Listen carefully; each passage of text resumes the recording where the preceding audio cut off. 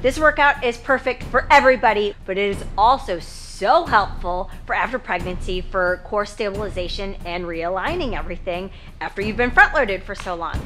We're gonna start off, we're gonna be doing sets of 10 of everything, but first we're gonna start off getting the core a little bit warm, and all I want you to do is place a hand on your belly. And as you inhale, then exhale, I want you to think about flattening your belly. So inhale, exhale, flatten your belly. Inhale, exhale, flatten your belly. 2 more, inhale, exhale, tighten that transverse abdominis, that's the deep innermost core muscle. Inhale, and tighten and pull down here. Okay, so stay down here. Keep that transverse abdominis, the innermost muscle, contracted by pushing your back down, belly down.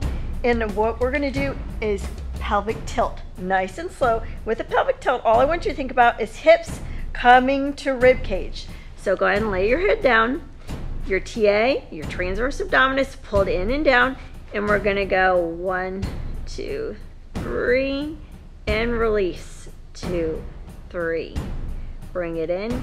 You can barely see the move because it is so small, nice and slow, but just think about bringing the hips to the rib cage. 1, 2, 3, and 1, 2, 3. Just enough to contract that inner core as well as the pelvic floor and pull it up.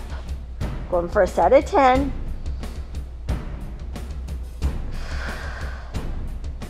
Halfway there. And if you find that you're tightening your glutes, your cheeks as you do this exercise, what you can do is you can open your legs as you do this and release. You'll notice you don't use your cheeks as much because I want this all stemming from the core, nothing from back here. This should be nice, loosey-goosey, and jiggly right now. So you can do it from this butterfly position or back up where our knees were up.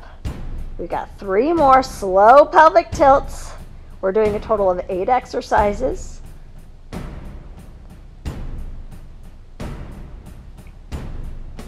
And 1 more, and this time hold the pelvic tilt, hold the pelvic tilt. Now, you've got the tilt, you've got the transverse abdominis where your belly button is pulled in, down, and flat. And I want you to go arms up, down, around, down. And as you do this, so it's up, down, you'll notice my core is staying stationary. I've got the tilt and my belly button is pulled in and down. Now if you move or arch your back, you've lost the positioning that we're going for. Up, down, around, down, halfway there. So everything stays nice and solid, keeping that lower back on the ground, pelvic tilt, belly button is pulled in and down, no arching as you move the arms. Last 3. So no arching, keeping that pelvic tilt in, TA is down. Last 1. All right, keep the arms down, still keeping that pelvic tilt. Transverse is engaged by belly button pulling down. And now we're gonna march your legs. And I want you to think about coming to a 90-degree angle right here, not past it. And we're gonna march. So it's just here and release. And as you do this, notice the core stays stable and stationary. And inner core is the only thing working here. Your TA and your pelvic floor. Just nice and slow. Let's do 4 more. 3 more, then I'm going to make this march a little bit harder. 2 and 1.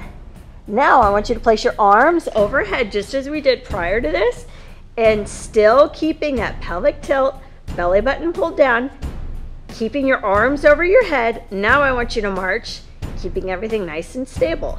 Makes it a little bit more difficult for sure. Now you'll notice this is very different from traditional core training, and that's because we've got to get that inner core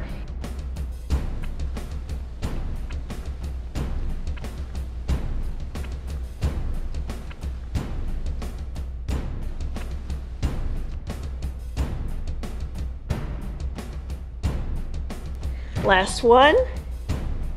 All right, now bring the arms down, and we're gonna come into what I call the 90 zone. So bring one leg up at a time.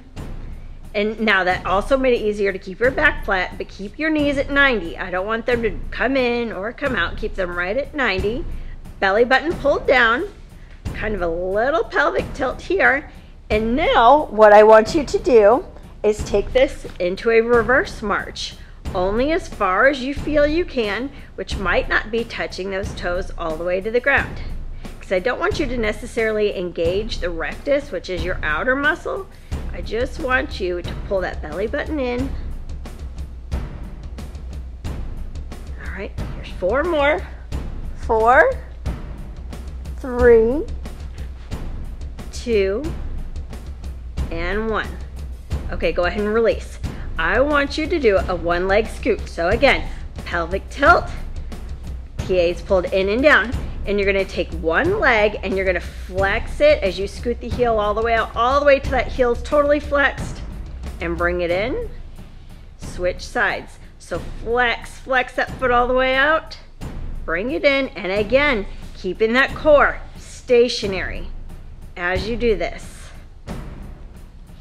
All the way through a flexed foot, and back in.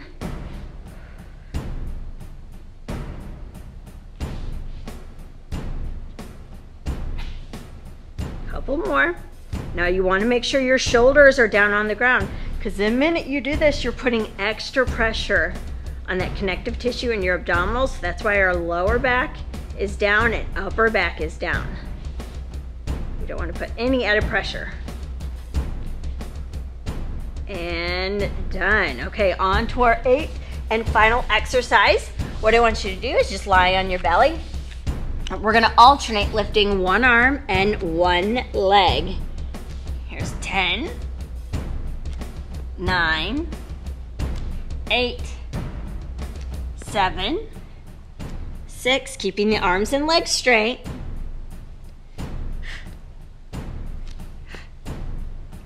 Last 2, and last 1.